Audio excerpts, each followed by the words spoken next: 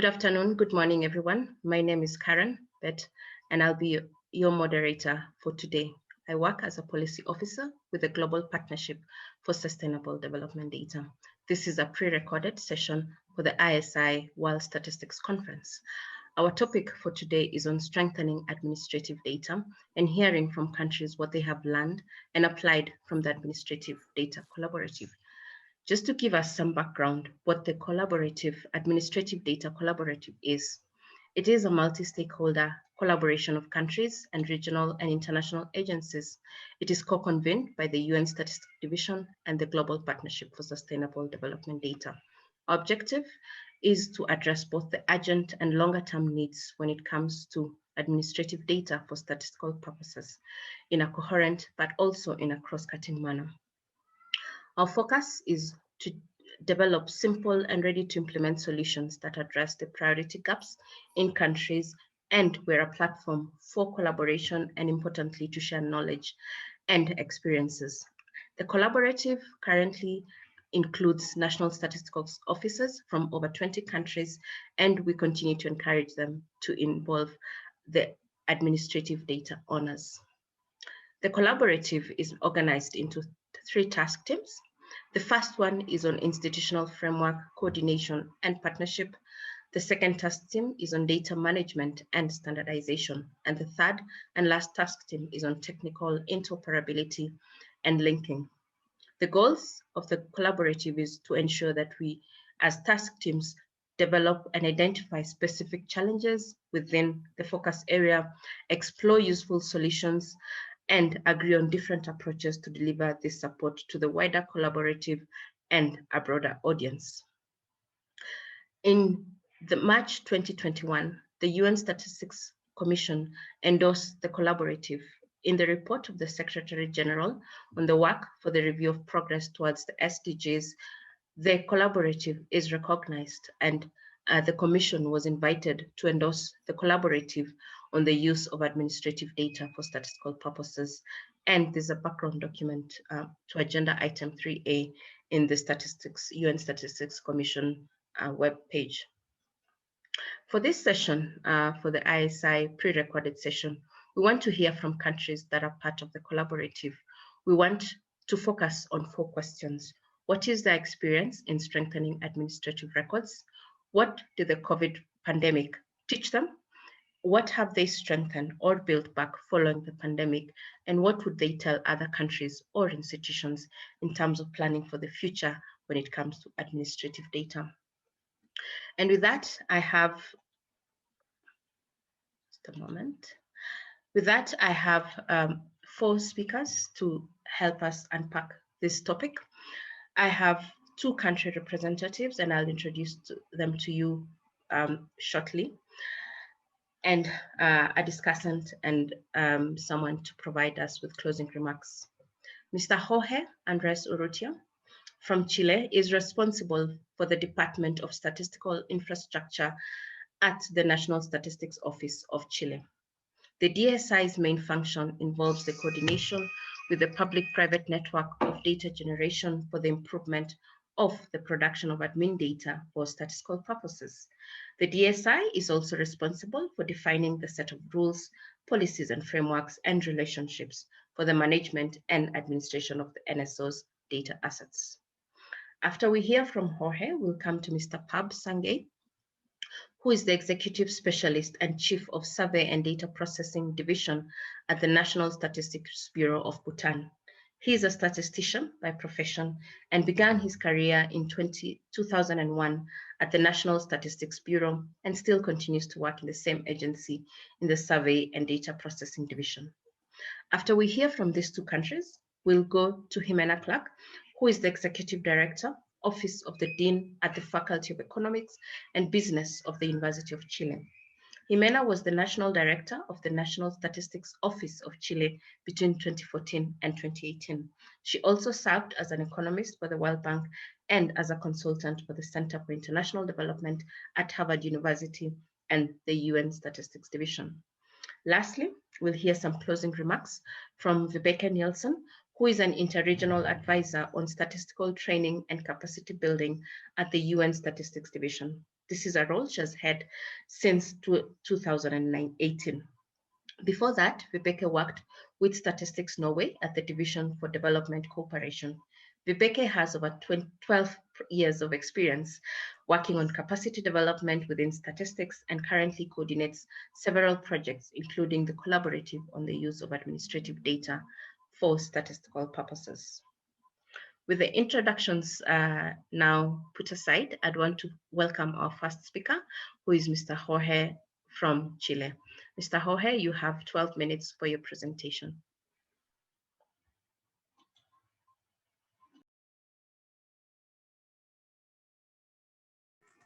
Thank you so much, Viveke, for your invitation to be part of this main event. Right now, I'm going to show some slides related to our experience here in Chile, related to the admin records for the statistical purposes.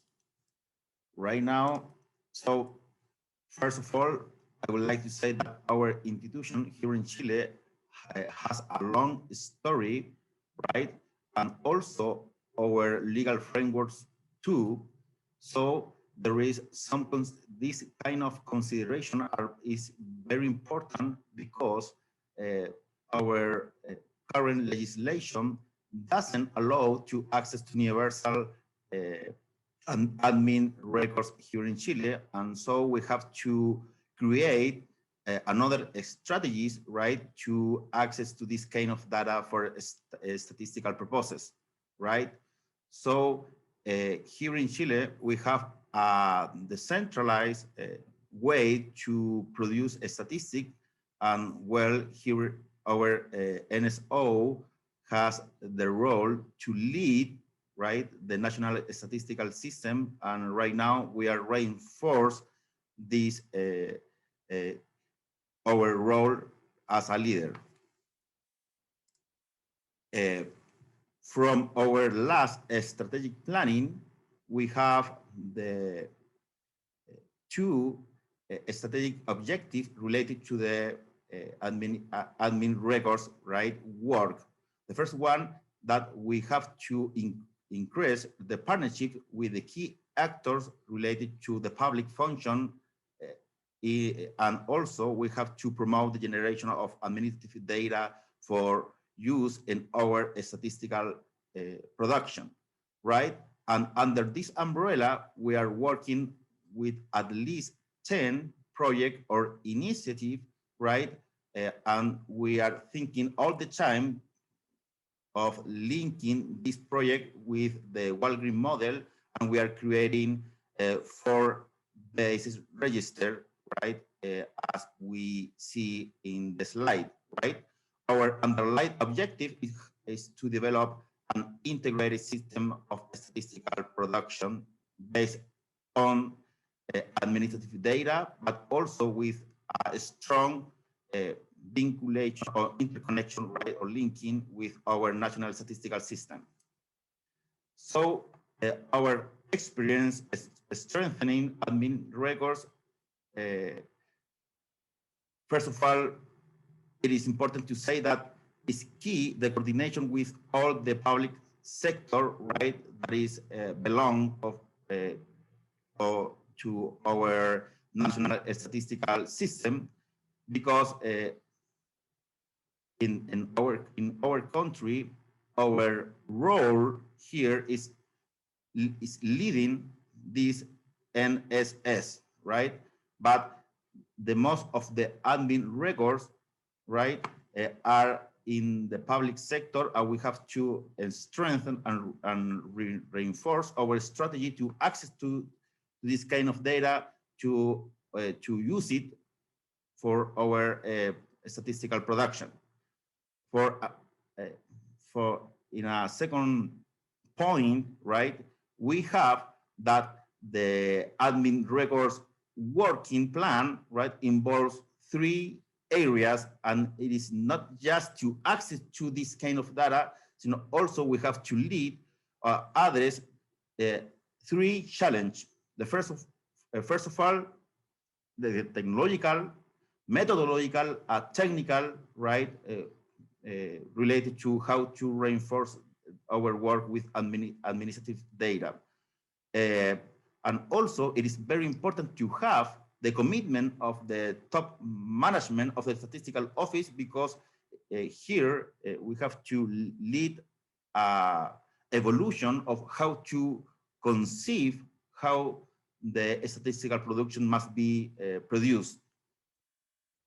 For another topic, the COVID-19 pandemic situation give us some important lesson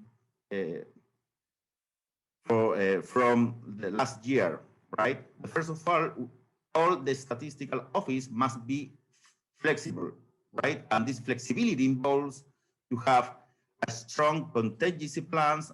We have to have adaptability of our design of the statistical production. We have to identify and correct to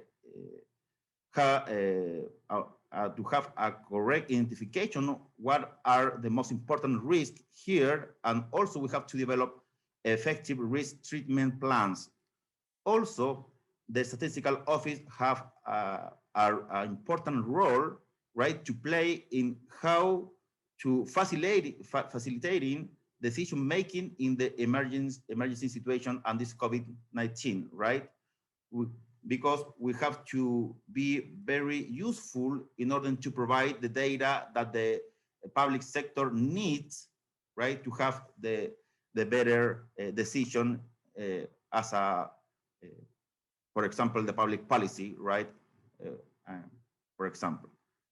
Also, it is very important to have a very strong international cooperation and coordination network, right, in order to validate our flexibility in our design of our statistical production too, right?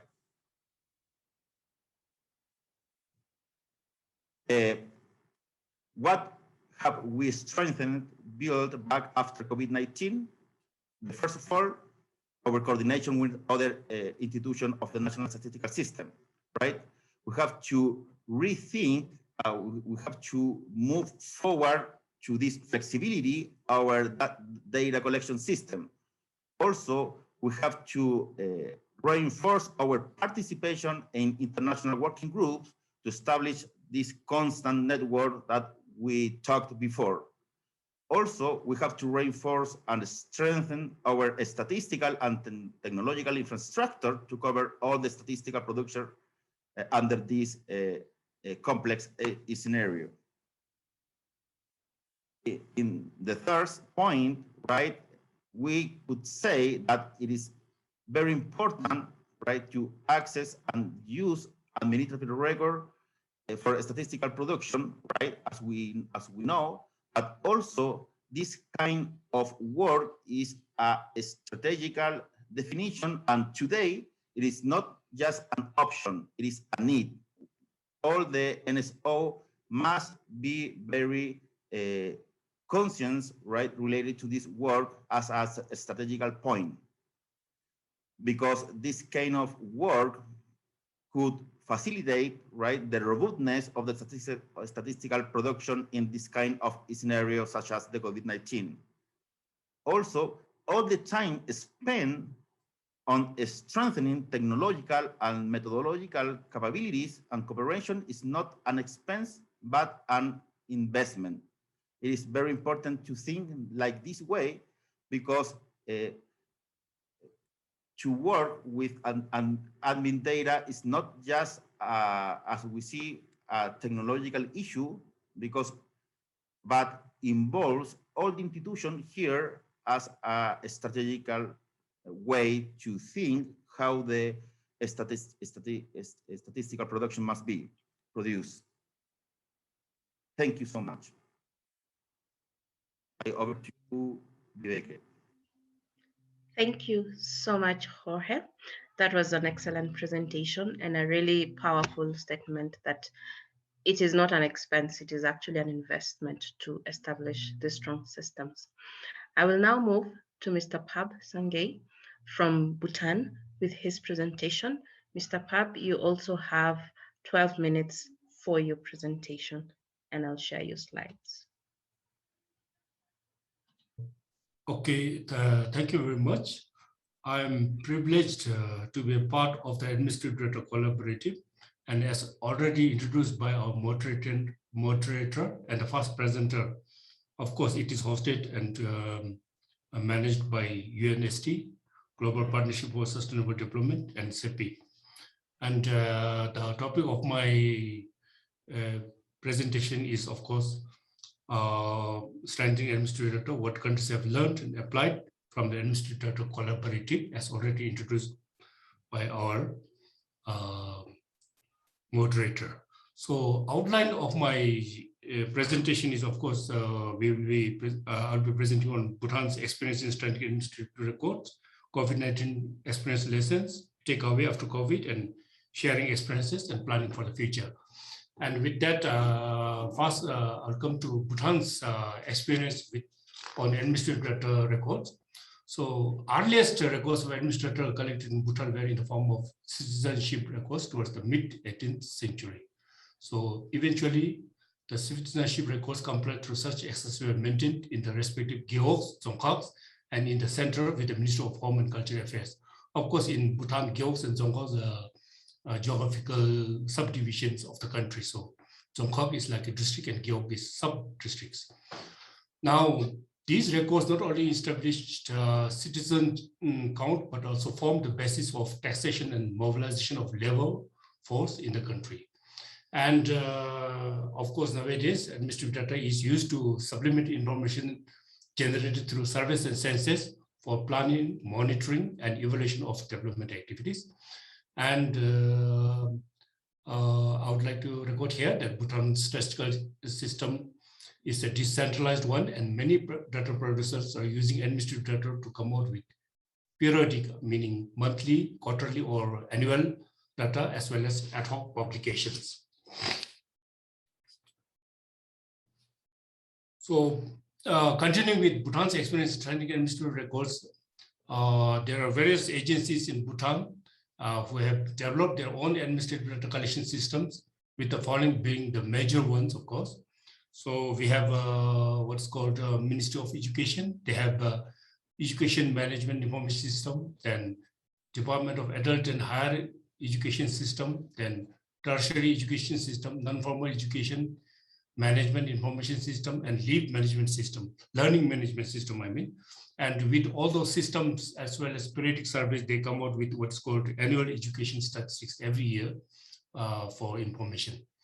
And then, of course, we have Ministry of Health. They have what's called Health Management Information System, and they come out with many other products, but mainly annual health bulletin. And then we have Ministry of Agriculture, which has mobile operational data acquisition system, what they call. And this is basically administrative management system they have developed. And of course, from that administrative data and complementing the survey, agriculture surveys conducted annually, they come out with agriculture statistics and then forestry statistics annually. And of course, we have Ministry of Finance, where they have Bhutan Automated Customs Systems, and Revenue Administration Management Information System. And the Ministry of Finance mainly comes out with publications such as Bhutan Trade Statistics, as well as other publications also. And we have Royal Monetary Authority of Bhutan. They have few systems. So they have what's called INR system, neutral exchange system. Neutral is our currency, of course. And then currency chest system and bank treasury management systems. And they come out with many publications also, but mainly monthly statistical bulletins. So they come out with monthly statistical bulletin using those administrative data. Next. So now turning on to sharing experiences and lessons learned. Of course, like in our other countries, COVID-19 has had a major impact on the lives and livelihood of the Bhutanese people. And there were various contributions made by many agencies in the fight against COVID-19. And of course, NSP, National Statistics Bureau, played its own part. So the National Statistics Bureau, as the central authority of official statistics, contributed to the monitoring of the pandemic using administrative data as follows. We provided local area data. So in Bhutan, at the lowest level, the country is divided into Gyeong in rural areas and towns in urban areas. And so we provided local area data for surveillance and testing purposes, of course.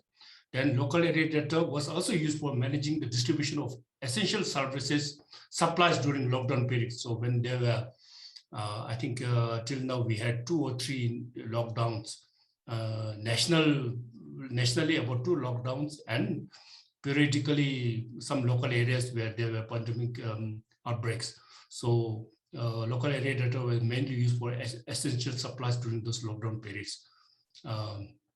And then, of course, NSP also participated in analyzing administrative data generated through the first round of immunizing campaign in the country. So during the first round of immunization, about 93% of people 18 years and above were immunized, and we at least analyzed where and what the status was, who were immunizing and all. So we were analyzing the data.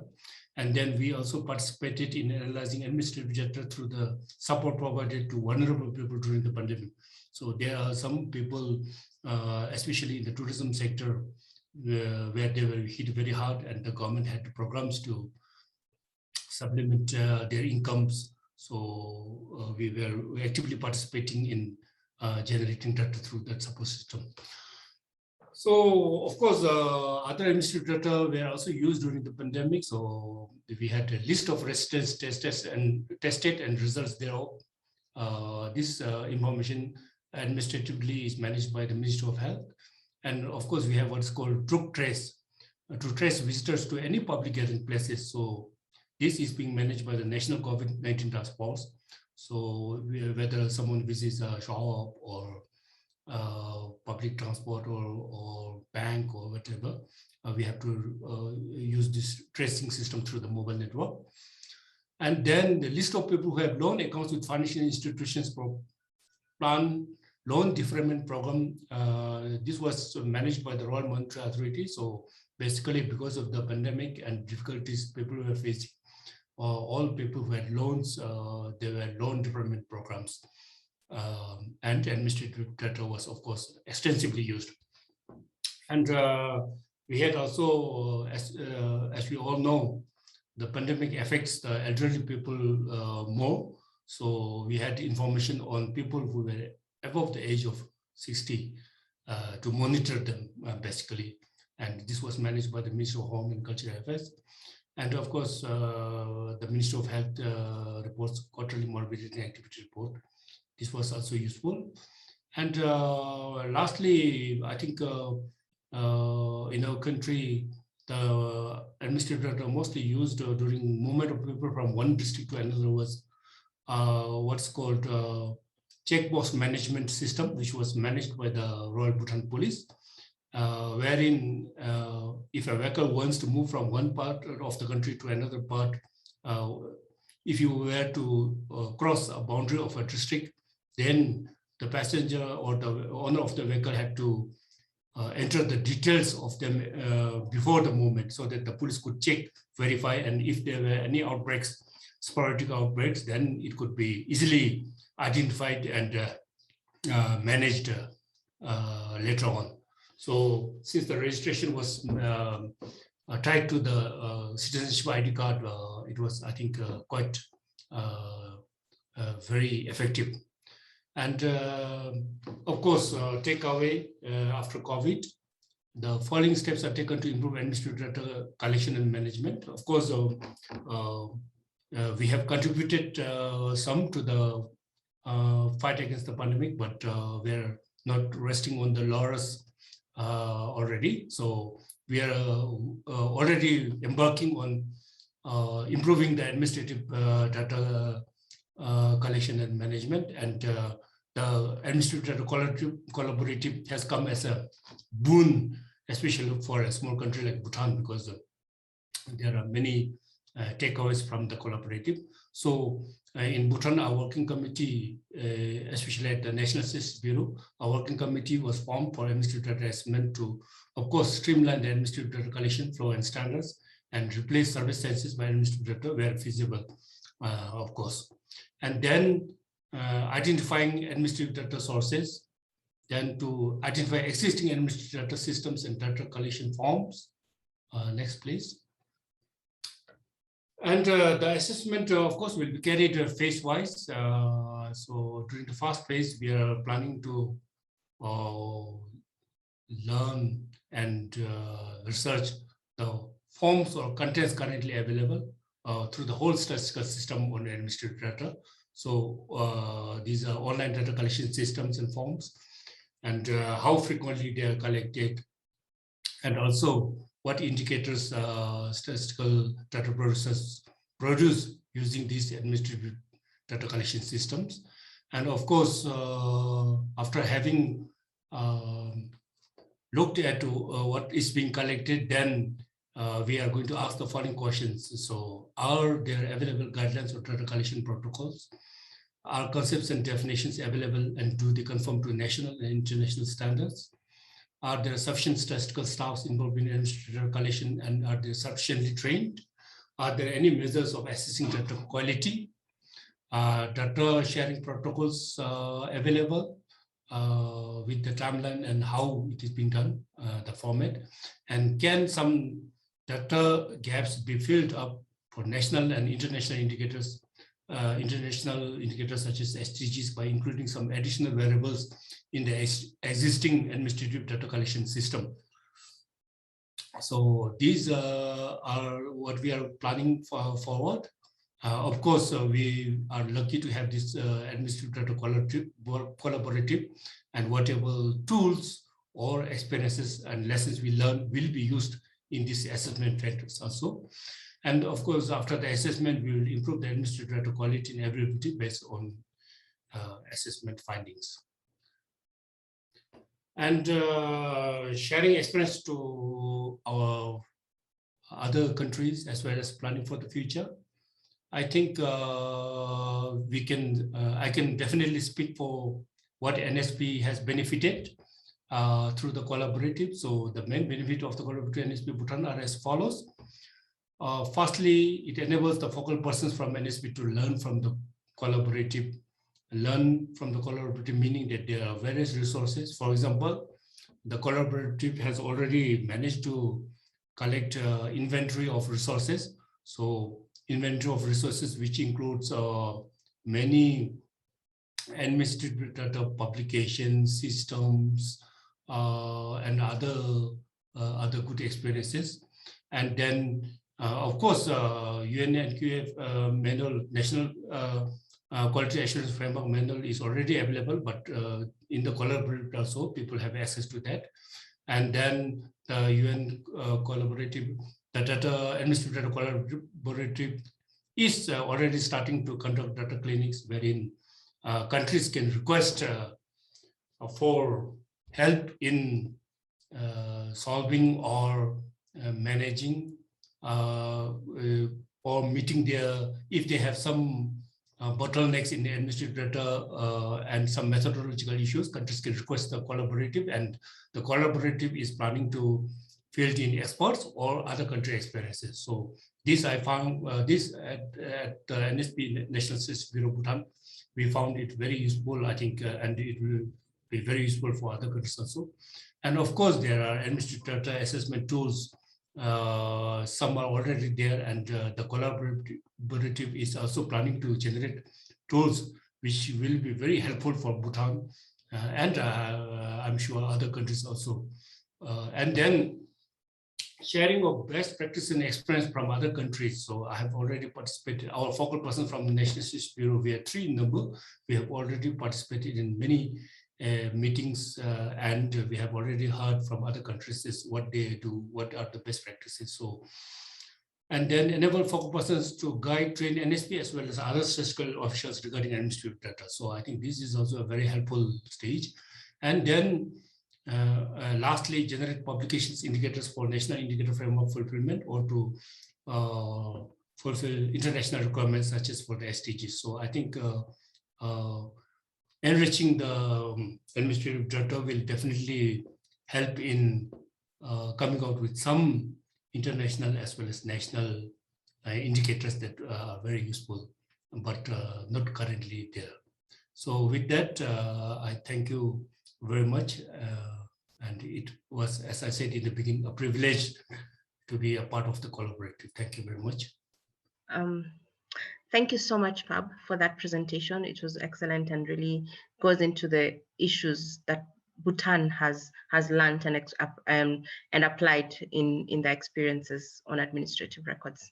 I'll now pass the mic over to Jimena Clark, who is an expert on administrative data and will be sharing with us some thoughts as a discussant. Jimena, over to you. You have 10 minutes. Well, I'm going to start by sharing my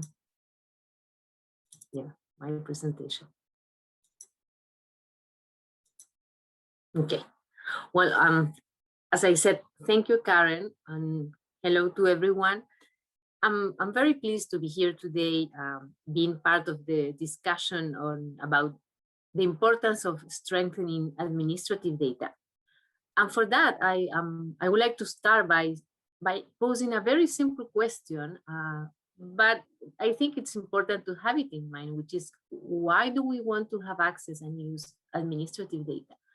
And so the context here, it's good to remember, is that national statistical system today are facing an increasing demand for official statistics.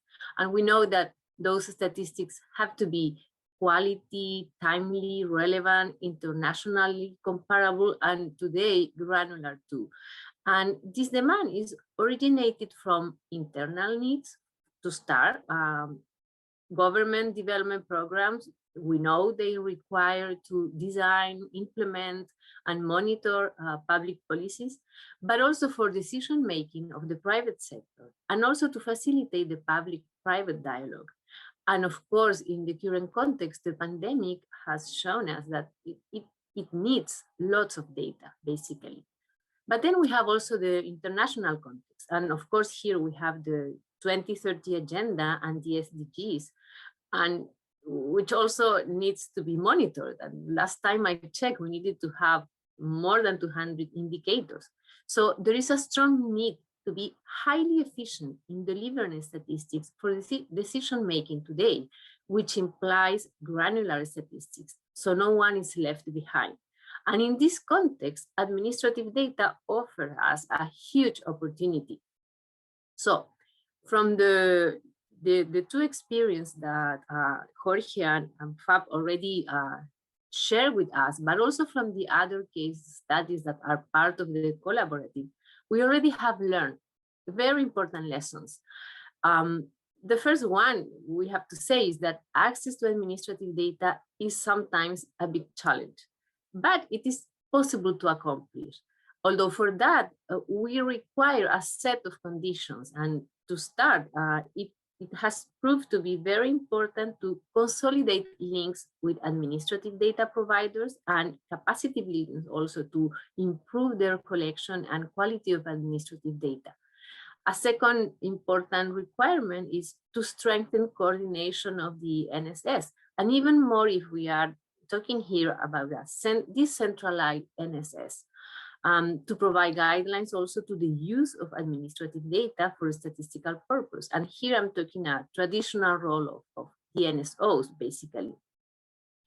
On the other hand, we also need to improve technological infrastructure, interoperability. Sometimes most of this sharing is in a very manual format, but we need to move on to interoperability and also to innovate in methodologies, all of which requires in turn to have more qualified personnel. That takes time sometimes, but it is important to have it in mind. And finally, and this is something that many countries have pointed out, and Jorge was also expressing here, it is important to improve the capacity to adapt to changes. COVID-19 has taught us that it is possible to move faster to those changes that we want to implement. So we need to move on to that, and in the way, of course, to be humble sometimes and to be able to learn from mistakes. Last but not least, there is an important other element, which is to address institutional obstacles. And here, for instance, one of them is the legal framework. Statistics, transparency, personal data protection laws are all having an impact on data governance. So a particular challenge is the statistical legal framework. And in many cases, administrative data are not used enough for statistical purposes because NSOs or NSS simply have no access to them. And the legal framework is not allowing it. So a key revision here is a key aspect here is to revise and to update the statistical legislation. So we can identify facilitating provisions to access and use admin data. In that sense, one of the work also of the collaborative is the construction of a self-assessment tool regarding statistical legislation and admin data.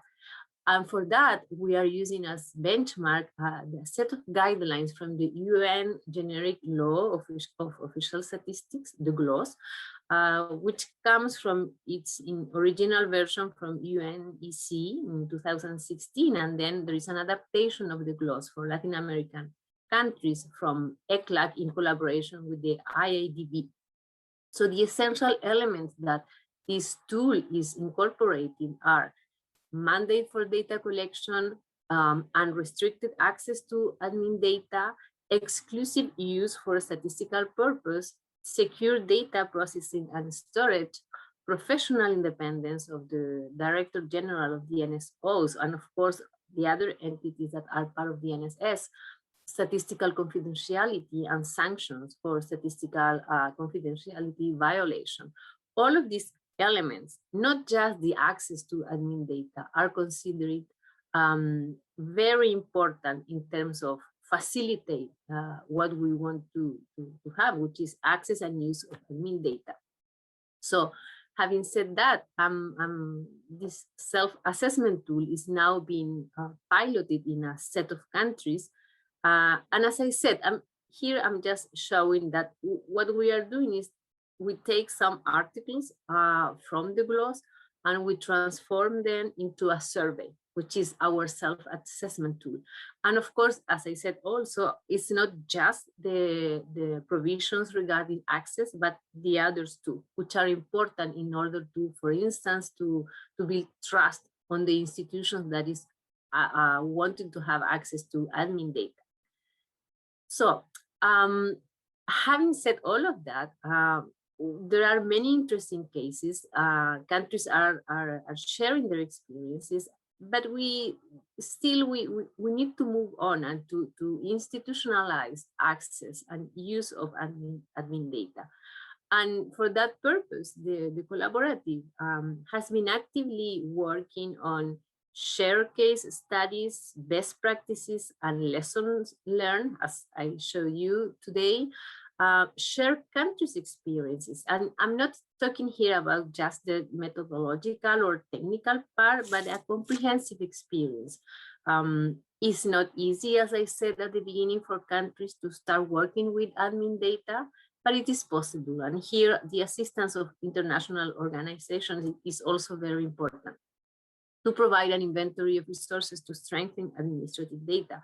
And as I said at the end, to offer tools also for self-assessment to start regarding the statistical law and administrative data. So there is still work to do.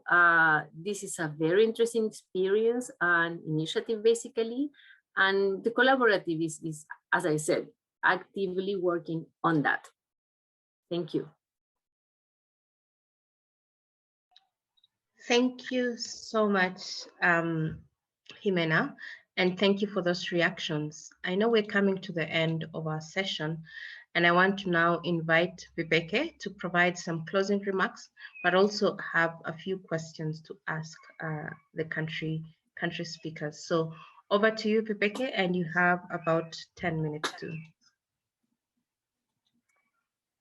Thank you so much, Karen. And it's a pleasure to be part of this, this session on the administrative data work and to be able to share all the great work that we jointly have been doing as part of the collaborative.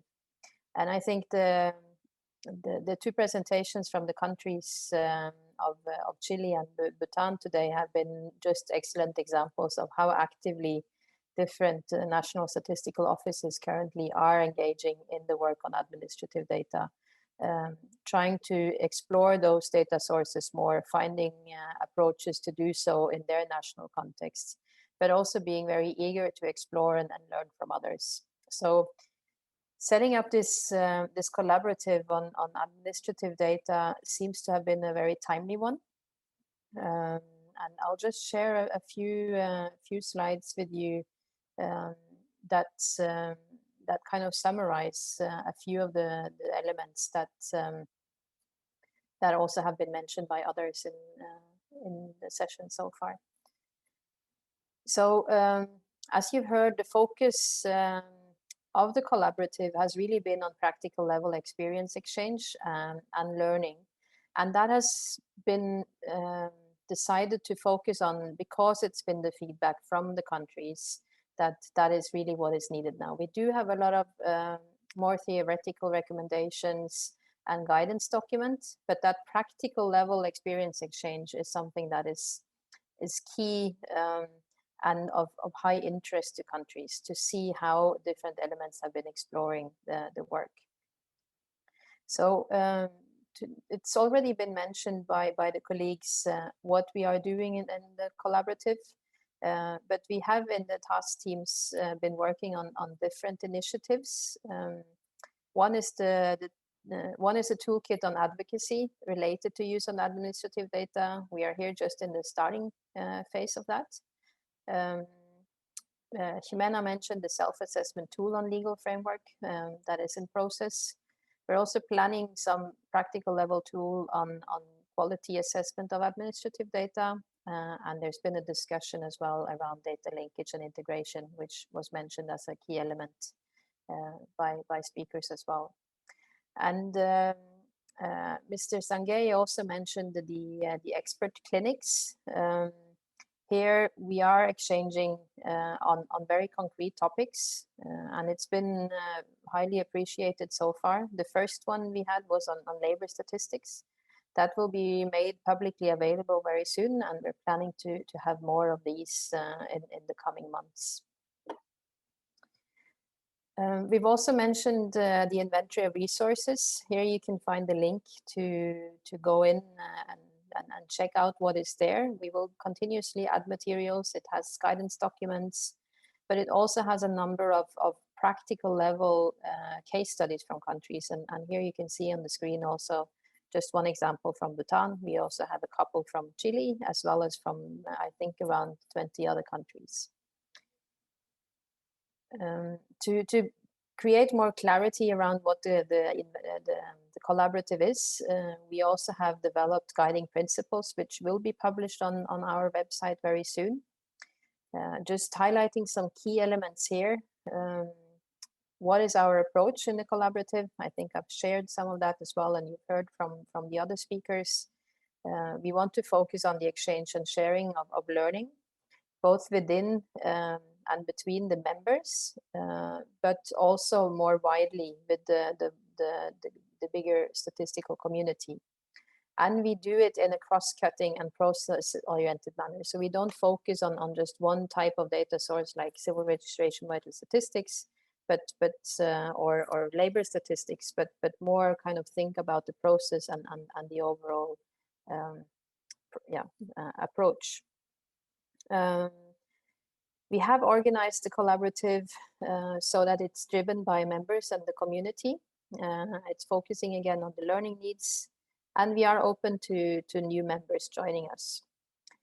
The outcomes that we're striving for is that they should benefit the whole community, and they should fill gaps as defined by members. I'm here also just sharing some contact information for the UN Statistics Division and the Global Partnership for Sustainable Development Data. Feel free to reach out to us if you want to join the collaborative or if you have any questions. So those were the main slides from my side. I now want to turn to the countries and ask them each one question on related to the work. And my first question is to Mr. Jorge Urrutia. If you had to pick one or two dimensions of the collaborative that contributed to your country's work and success, what would those be?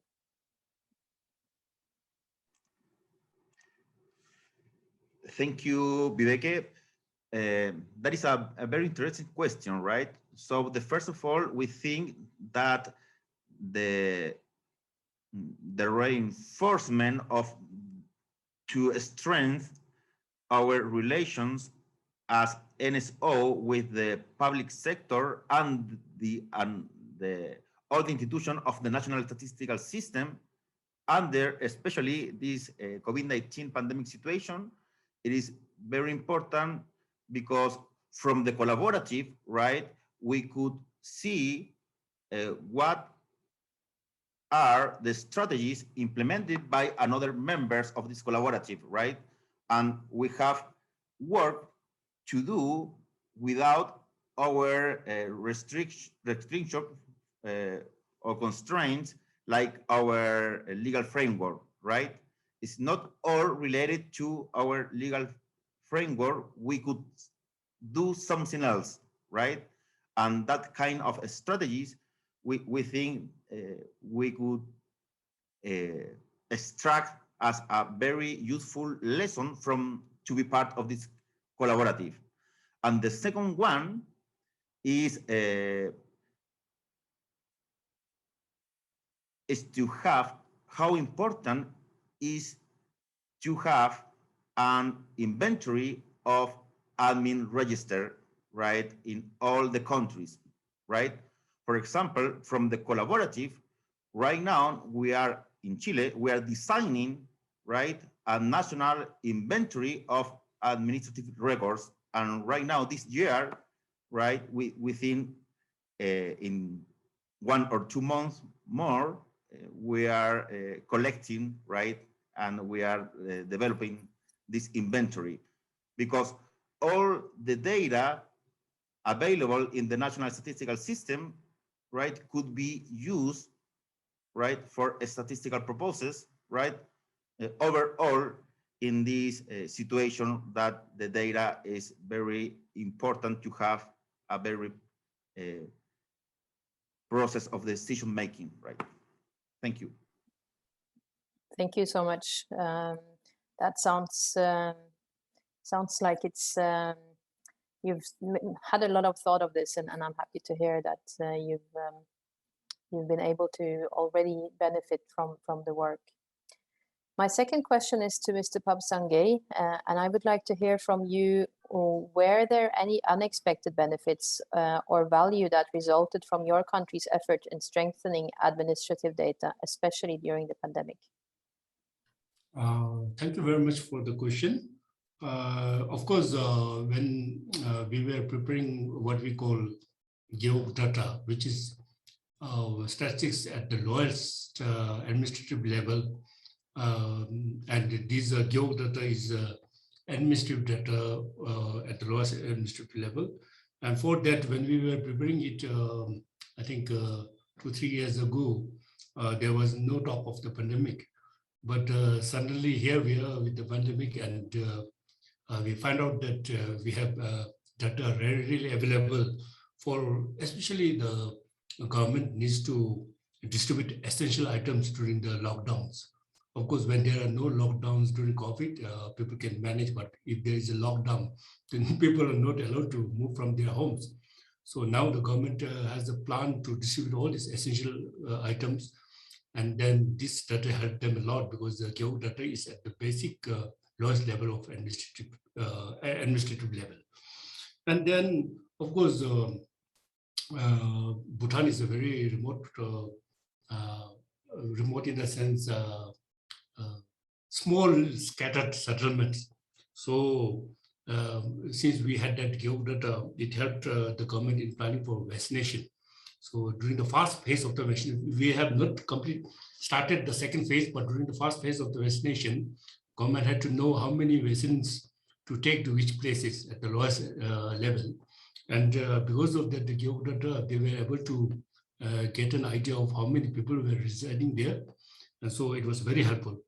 And then, of course, the third one is during the pandemic, it is about identifying vulnerable people, right? Because they say that COVID does affect everyone, but vulnerable, it seems to be our elderly citizens. So there also, because of this geodata, having administrative data at the lowest administrative level, it helped a lot, because now the government knows how to monitor and where to keep their eyes on, because they know how many people, elderly people, are residing where. So I would say, although we had not prepared it, especially for COVID cases, it was a boon for our country, at least from a statistician's point of view. So thank you very much once again for the question. Thank you so much for also elaborating more on this. It's really been a challenging year for many of us, and I know that it's been a lot of tough work for all of you who represent countries and national statistical offices, trying to find ways to collect data in this new environment. But I think based on the experiences that you have shared here, and also the experiences that we've heard from other countries, there's been a lot of very good and positive thinking, a lot of increased exchange with data owners and the wider national statistical system. So we're just hoping, all of us, I think, that we can bring some good experiences out of this, and we'll just continue sharing and learning from each other. I hope everyone has enjoyed our session. I hope it's been a useful session to you. We're looking forward to hearing more and progressing more in our work, so that more partners can also benefit from the work that is ongoing in the countries and as part of the collaborative. Thank you so much for joining us today, and have a good day wherever you are. Bye-bye.